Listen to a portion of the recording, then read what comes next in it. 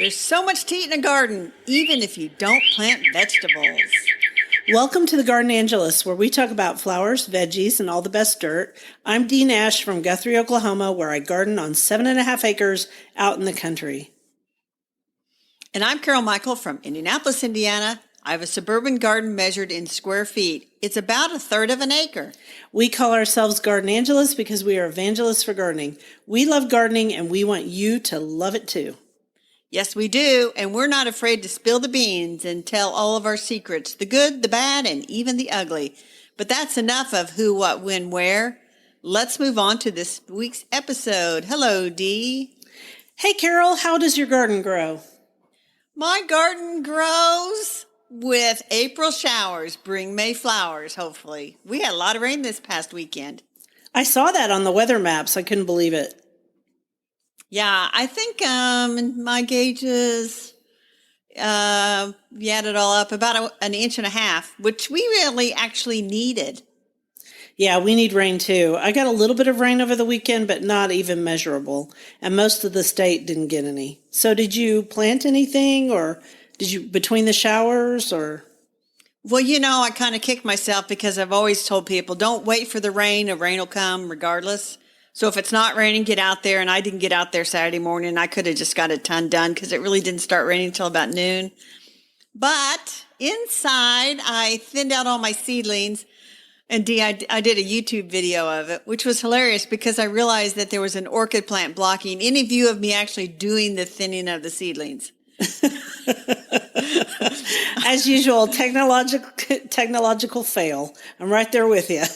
No, I just I don't know that first of all, hardly anybody ever sees the videos, but I don't think anybody cares. That's not true. People watch them. But I did, on Friday afternoon, I met my youngest sister at the greenhouse because she cannot shop for plants without me, she thinks. And so she just was like, I'm going to miss out on these annuals if I don't buy them right now. And I'm like, you can buy some, but you are not to plant them outside. You got to take them in and out as long as we have the chance of freeze, which we do. We have a chance of frost until May 10th, May 15th. Yeah, early May, yeah. Here, we're probably out of even though our last freeze is somewhere around April 20th for where I live in north central Oklahoma, I've looked at the weather, and I think the lowest it's going to get is 40. But still, with tropical plants, they don't like to be below 45. They do not. But I want to tell you a story from the greenhouse. You want to hear it? I do.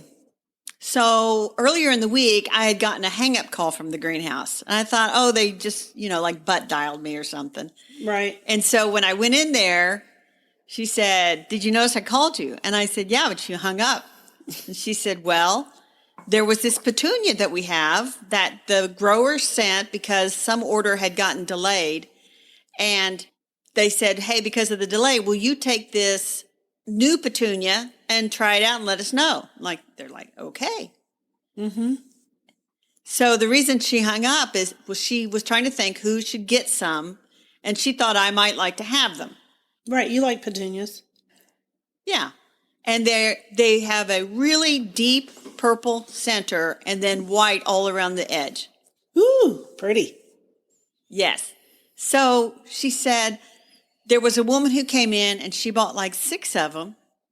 And then they only had 36, 48. She came back and she bought all the rest of them. And so she said it really kind of made her mad, the greenhouse people.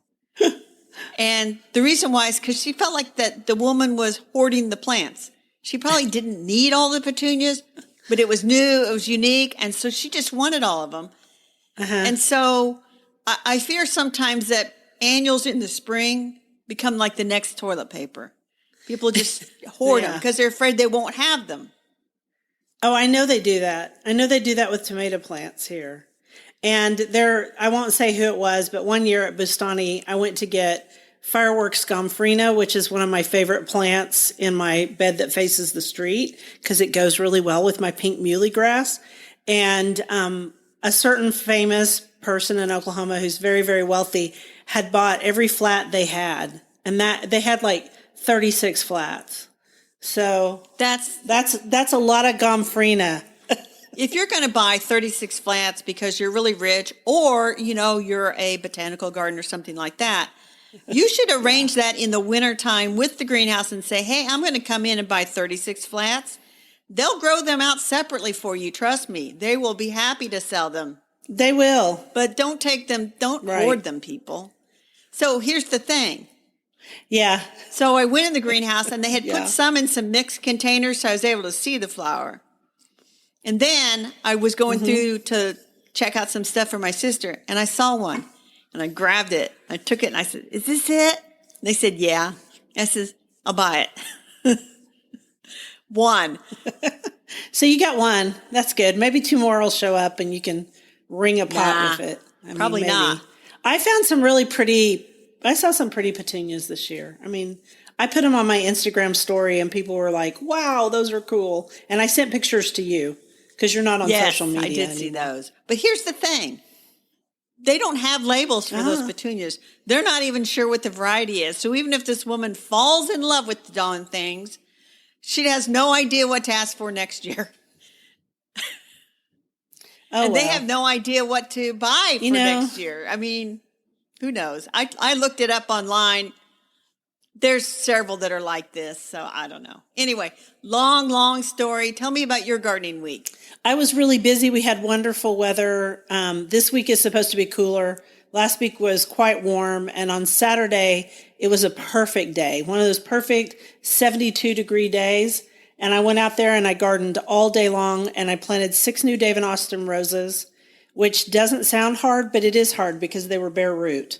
And when they're bare root, you got to firm up that soil underneath the crown of the rose, the root crown. And it's hard. It's really, really hard. But I got them all in there. And I replaced a few that had died.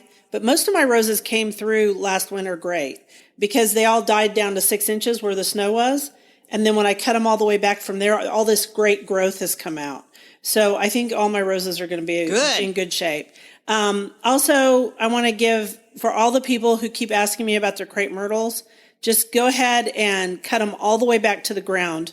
You're going to start seeing new growth because I'm seeing new growth. They are not dead, just the top is dead. And I mourn with you about your beautiful crepe myrtles that were trees, but this happens in Oklahoma sometimes. They die back to the ground, and then you get to have them as a shrub for a while, and then you can make them into trees again. The same thing holds true. I also think Deodar cedars are going to be fine because I'm seeing some green on mine. They're going to shed all of their needles first. And now green, so you can help them along by just gently taking those needles off. They'll fall right off. And just leave them at the ground as mulch. And then you're going to see new little, I don't know what they're called because I'm not an evergreen expert. But they're where the new... Candles. Candles? The new growth on evergreens is often called candles. I know that's at the end of the stem, but this is all along the stem, and it may still be candles. I don't know. But you're going to see new growth because I'm starting to see it. So that's really good news because people thought they had lost all their Deodar cedars. So I wanted to be sure and give everybody a shout out and say, okay, it's good news. It is good news. Love when stuff you think was dead starts to be alive. Also the hollies. Now, some hollies that lose their leaves... Burford hollies, aren't those the ones that lose their leaves, like Nellie R. Stevens? Some of those you're going to cut to the ground. But the other type of hollies, the Ilex vomitoria, like mine that just have great big leaves and are evergreen all year and all that stuff, well, they're doing the same thing that the Deodar cedars are doing. And so if your stems are flexible, you're okay. Now, crossvine, Bignonia capreolata, it's native, but it's not real hardy here. Not real hardy here too. And it often dies back to the ground here. It's very root hardy. Yeah, so I'm going to guess it's root hardy here too. I just have left mine for the time being, and it's ugly on the side of the arbor, but I'm telling you, I think it's dead to the ground. So root hardy. That's a mess to clean up too. If you've got a fully grown Yeah. Yeah, crossvine that's got a lot. Yeah, that's going to be a mess to clean up. It Good wasn't luck as to big a you. mess to clean up as those as all 6 of those crepe myrtles or 8 that I cut back. So no big deal. So people don't be upset. And anyway, I put out my Nicotiana, which is a little bit early, but I just decided to chance it because my greenhouse is too full and things are supposed to be cool now. And then we also got the drip system soaker hoses installed in the cutting garden that we redid. And I put plants in there, and so far the plants are fine. Well, my Nicotiana, I thin the seedlings, and so I have little tiny seedlings, which reminds me I need to go check and see if they need water. They're tiny. I bet they do. Anyway, are you ready for a quote? I am. I think this is hilarious who you picked. No one's going to know except for people our age who this person is. Ever eat a pine tree? Many parts are edible. That's by Yule Gibbons. Who used to be on every grape nuts commercial for most of our childhood, right? Yeah, I couldn't remember what commercial, but yeah, Yule Gibbons was on Grape TV nuts. on commercials. Yeah. They taste like wild hickory nuts, Carol. Remember? Grape nuts. They taste like wild hickory nuts. And what was I don't remember that. Oh, I can't believe you don't remember that. Yule Gibbons was a naturalist, right? Yes.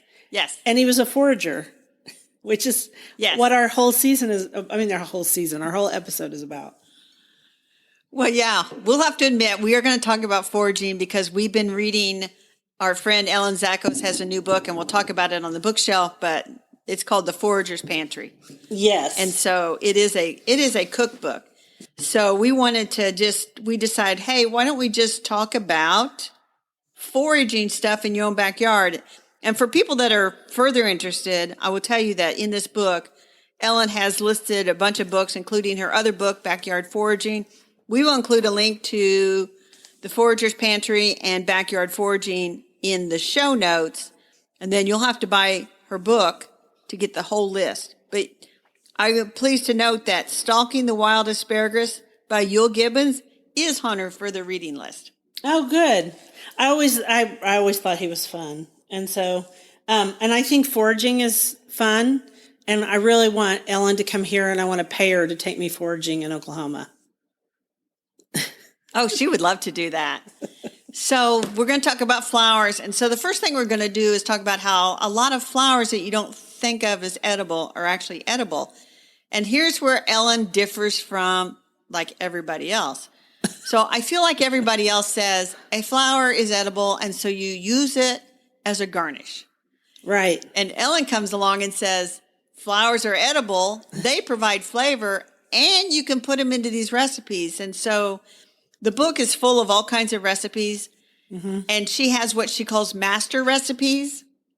So like that, I said, like floral or flower sorbet is one of the recipes. Right. So she doesn't tell you the exact flower to use, but suggests some flowers that might be useful in it, like redbud flowers, magnolia flowers, locust flowers. I'm just like, really? You can eat all these things? I'm always... Well, you can eat rose petals, Rose petals, you could make a rose petal sorbet, I suppose. And, well, I mean, that would be really good. I've actually had rose petal ice cream and rose petal sorbet, and it's delicious. And rose petals make a really pretty jam. A lot of people make jam out of rose petals. And plum blossoms, we have wild plums in Oklahoma. Do you have wild plums in Indiana? Probably. I wouldn't be able to spot them, though. Well, these bloom white in spring and usually kind of low to the ground. And there's sand plums, which are also called Mexican plums, that grow wild in Oklahoma. And I have 2 plum trees out by my barn and out by the shop. And so we look forward to those every year, as do the honeybees and the bumblebees and such. I'm just going out on a limb here, but if you can eat the fruit of something, usually you can eat its flowers. That's what I think. But we should tell people, consult a good reference book before you just chomp into that blossom. Well, yeah. I mean, but plum blossoms, they're going to smell a little bit like plums. So you get kind of a floral, and you also get the fruit taste too, which is nice. Right. She actually has a flour cream cake recipe, And this is example, another master recipe. You basically take 2 cups of clean flowers or petals, roughly chopped. And so I'm thinking you got to do a lot of foraging to get 2 cups of flowers. And she Yes. suggests plum flowers, plum blossoms, rose petals, magnolia flowers, and some magnolias are just starting to bloom here. Some have finished blooming, but the big saucer magnolias are starting to bloom. I'm assuming that roses, that would be your summer cake, right? Yes, it would definitely be a summer cake. And you also want to make sure you use rose petals and roses that do not have any sort of pesticide. So for those of you who use systemic insecticides on your roses, I wish you'd stop, first of all. And secondly, don't eat those flowers. Do not eat those flowers. And then it's not just desserts. She has other flowers that you can eat, like I'll call them appetizers, like stuffed yucca flowers. Do you remember you have yucca plants in your garden at all? I do not. I'm not a big yucca fan. They stab me. You know, I'm not a big yucca fan either. My dad used to have a clump of them, and once you have a clump, you kind of never get rid of them. But they do have a very big flower stalk with those big creamy white, I'll call them florets. And apparently you can take and stuff those and make food out of them, make a dish out of them. Yeah, like you would do with Spanish squash. Oh, you do with squash blossoms, the same thing. I think I said Spanish because I was looking at something in her book. The one that surprised me were milkweed flowers. That one surprised me too. She made a beautiful, she made me a beautiful pink syrup one time out of milkweed flowers, and then we made a cocktail with it. And it was amazing. And I thought, how can you do milkweed flowers? Because we aren't supposed to eat milkweed, but the flowers are edible, which is really cool. There's a lot of things on here that are really, really good. Like right now, magnolias are blooming, the deciduous magnolias like Jane. And so she's talking in here about different magnolia flowers, and some of them have wonderful taste and some of them don't taste good. So I think she's tried so many things that she's a really good authority. She is. And so let's move on to our veggie topic. Are you ready? A surprising feature of herbal research is that it is seldom the rare, exotic, and beautiful plant that proves the most interesting. More often, it is some common, familiar, and despised weed that is discovered to have undreamed of virtues. Yule Gibbons. First thing I thought of was dandelions. Right. People really hate dandelions. And dandelions are amazing. And I don't hate them. I actually kind of enjoy them in spring. Don't tell the neighbors there's dandelions in my back lawn. So, I try to keep them out of the front lawn. But in the back, when I planted all those flowers, I can't use herbicides back there. So the dandelions bloom. And, they don't bother me. After a couple of weeks, they kind of peter out. And you don't even notice they're there. That's just the greenery. But I've never grown them or picked them to eat. I've eaten them. They're good. The greens. I don't know that I've ever eaten, I don't know I assume you can eat the flowers, but I don't think they would be very good. But the greens are good. So is lamb's quarter, which you have listed here. I've eaten lamb's quarter before. It's quite good. And people used to eat these greens in the early spring because they didn't have access to year-round salads like we do now. And after winter and eating canned vegetables that they had canned themselves all winter long and dried foodstuffs, my grandmother used to tell me that she was thrilled to be able to eat lamb's quarter, dandelion greens, chickweed, all different other kind of weeds. Chickweed. It also kind of cleaned them out, if you know what I mean. Yes, it did. They were considered a tonic, as it were. A tonic, as it were, to get rid of the impurities of that winter diet, I guess. I guess so. And then you had fiddleheads, which would be a fern. It's the baby ferns. Yes. You had that on a salad in a restaurant in Austin, Texas. What did you think? I think it's an interesting garnish, but I don't know that it was like that if somebody put one in my mouth that I would say, oh, that's fiddle leaf fern. I mean, some of these greens, after a while, they just taste like greens. And to me, there's not a lot to distinguish them. But I mean, she lists a ton of greens in here and when they're available. Yeah. And spring is clearly peak season for greens, and obviously Which makes winter. sense. Yeah. Because that just makes sense on so many reasons. So in the summer, you can have squash blossoms, which I thought about because you were talking about the yucca blossoms above. Yeah. And I love squash blossoms. I love them fried. I love them every which way. I think they're really, really good. Everything's good fried, Dee. It is, but boy, you make this beer batter for squash blossoms, and some people stuff them with cream cheese too, but I think that's gilding the lily, as it were. I like them just plain. One time I served them to a priest friend of mine for dinner, and he was really nervous about trying them, and then he had them, and he said, "Oh my gosh, those are amazing." And so if you decide to do that, you actually use the male blossoms, and they're the ones that don't have the little ovary on the end of them, the little fruit. And the reason you can do the male blossoms is they bloom first, and there are many more of them. As with almost everything in the plant and animal kingdom, there are always more males than there are females. And you can not spare some of them. I'll just put it that way. Go.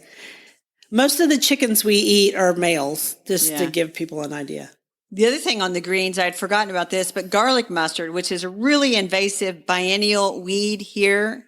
And people go on expeditions and try to, clean it out of the woods, and it grows along the edge of the woods and places. And I know across the street they have a big spruce, and there's garlic mustard that grows under there, and they're still in Florida. So I should run over there and get under that spruce and clean all that out. But anyway, you should eat it. Garlic mustard greens are supposedly edible, and as the name implies, I think they have a garlic taste to them. I do too. So that's it for our vegetables, the greens. Do you want to do the next quote? I do. It's delicious. That's by Ellen Zachos. That's how she describes most of the food that she forages and then makes something out of and eats. She describes it as delicious. And I actually heard her talk here in Indianapolis several years ago. And she's a great speaker, and it was very entertaining. And it was at the art museum, and prior to the speaking event, you could pay extra to go to a forage dinner. Now they didn't forage the meat, but she worked with them to forage different things, and it was kind of interesting and very good. Yeah, she's definitely an expert forager, and she's also an expert canner. She's a master canner. Yes. And I think she's actually a master food preserver, but don't hold me on that one. I know she knows more about preserving food than I ever will, which is why this is called the Forager's Pantry. Her last one, I think, was called the Foraged Cocktail. The Wild Crafted Cocktail. That's it, the Wild Crafted Cocktail. I love that's a beautiful title. Yes. And then she's had a lot of books. She's written a bunch, and she's a calendar. Yes, I have the calendar. It's beautiful. She every month she features something that you can harvest that month, and coincidentally in April it is the fiddlehead fern tips. There you go. I've never eaten them. That's okay. Now you have are we finished? What else do you want to say about the book? The book is beautifully photographed. The Forager's Pantry, Cooking with Wild Edibles by Ellen Zachos is the book. And like I said, we'll put a link out there. So, and she'll tell you, and if you go out to YouTube, she's done quite a few virtual events here this month. You could probably find her and listen to her talk, but she will tell you if you are not an experienced forager, find one that is, and don't just go picking stuff to see if it's edible. Know what you're picking, and make sure that the area is clean and free of pesticides. So like she says, don't go out onto the superhighway and forage on the edge of the forest, because there's likely it's dirty with car exhaust and things like that. And who knows if the state or whoever came in and sprayed. So know where you're picking, and don't pick it all. You just pick some for yourself, leave some for the wildlife, and some for seed and growth the next year. Exactly. Because you don't want to destroy it. No. This is a really beautiful book, and there are a lot of things in here that I would eat. Which is good. No. I was going to challenge us to cook something out of this before this week, but now I forgot, so I guess we're not going to do it before this week. I don't know that there's enough stuff flowering yet for us to I mean, I guess we could do the greens section here, but I don't know if you have any greens. Oh, yeah. A large number of greens. Oh, yeah. There's chickweed is growing like crazy. We don't have purslane yet. Obviously, I have dandelion greens. And if you subscribe to Ellen's email newsletter, the one that just came out this weekend, I think, talks about wild foraging of watercress, which is interesting. We don't have watercress in Oklahoma, I don't think. They don't. I might be wrong, but they have it in Pennsylvania. I don't know that I would recognize it in Indiana. Anyway, that's it. The Forager's Pantry, Cooking with Wild Edibles by Ellen Zachos. And we appreciate that we got review copies of this because it's very interesting. And actually, I might cook something. I'll report back. Okay, do that. Now we're going to talk about our dirt, which I know a little bit about. Morel mushrooms. Yeah, morel mushrooms are a big, big deal. And they're a big deal in Oklahoma. Big deal in Indiana. I did not know we had morels. Really? Do you guys search for them too? I used to as a kid, and they're big in Michigan. You get a lot of morels that come out of Michigan for the retail market. But yeah, they're interesting. I think it's interesting that they grow all the way from here to Michigan. Oh yeah, probably up into Minnesota. I don't know. They're everywhere. Pretty much everywhere that you have oak trees, yes. Because they grow at the base of oak trees. And people here have hunting places and they hide them. Oh, yeah. Nobody would tell you. Yeah, it's a big secret. Because they're a very short season. You aren't going to get poisoned by looking for morels because nothing looks like a morel but a morel. And beautiful mushrooms, delicate tasting. I don't think I've told you guys this, but right up by my house off of Waterloo Road, there's a place called Conscious Community Co-op. And it looks like, I hope they don't take this the wrong way, but it doesn't look, I'm going to say it nicer. It doesn't look fancy. Let's put it that way. But you go in and they have all of these different ties to farmers in the area and foragers. And anyway, they send out texts because they're super smart. And they sent out a text night before last that said, we have morel mushrooms, $30 a pound. I believe it because, you got it. There's no way to get them except go out and hunt them. I don't think anybody has come up with a way to raise them commercially. I don't think so either. And you know what? They were gone in 30 minutes. Oh, I'm sure.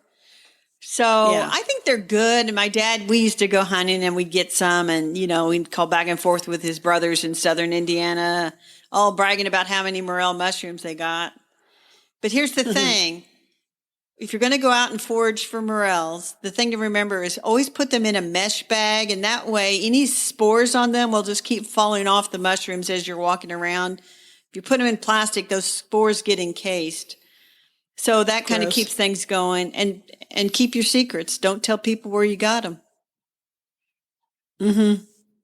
My neighbor hunted for them quite often. So it's a really good place. They're really good and they are really fun. And that's a great foraging thing. So what are you going to do this week in the garden? Oh my gosh, Dee, I've got so much planned for this week in the garden. I'm going to do some weeding.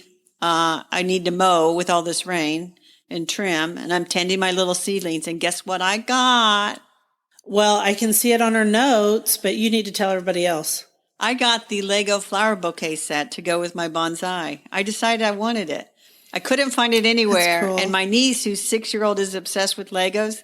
She's like the Lego spotter. And she sent me a text on Saturday that she had found them at some Targets in the area. And so I quick ordered and did a pickup. I guess I'm going to have to do that for the tree. I want the little tree. I might want the bouquet. I don't know. And the other thing, Dee, well, the bouquet thing it's kind of fun. I've already made a couple of flowers. But here's the thing. For next week, the big dig, I call it. I've got some bulbs I'm going to be moving around that have already finished flowering. And I've got some perennials I'm going to be moving around. I have some major big plans. Me and the shovel are going to be digging and moving. Hard. And it's going to make things look like a mess for a little bit. But then when it all straightens out, I think it's going to be really nice. For our listeners, she normally doesn't do a lot of moving around like some of our friends. So this is a big deal.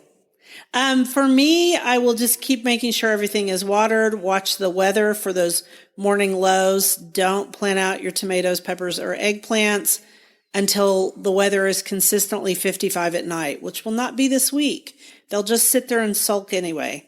I will also be doing some garden coaching with some people, and I also have received emails from some other people. I'm sending out my newsletter, and I did a blog post, and I'm going to plant zinnias and cosmos seeds this week. It's time. That's all. It is time for you. It's not time for me in Indiana. I still got another month, I think. And I'm going to send out a newsletter this week too, Dee. So we'll have 2 newsletters out. Yeah. Anyway, we want to thank you. We want to thank you for listening to The Garden Angelist. If you like our podcast, please tell your friends about us. Also hit the subscribe button so you don't miss anything. And if you listen to Apple Podcasts, we love a 5-star review. That helps us get noticed by others. Could you also please share our podcast with your friends? Word of mouth is still the best way to get the word out there. Yes, and be sure and check out our show notes for links for more information about today's topics, plus links to our own websites. And if you want to help support us, use the affiliate links. If you buy something after clicking through on them, we earn a small commission and it costs you nothing. It was lovely to chat with all of you over the Garden Gate. Bye until next week. Bye, everybody.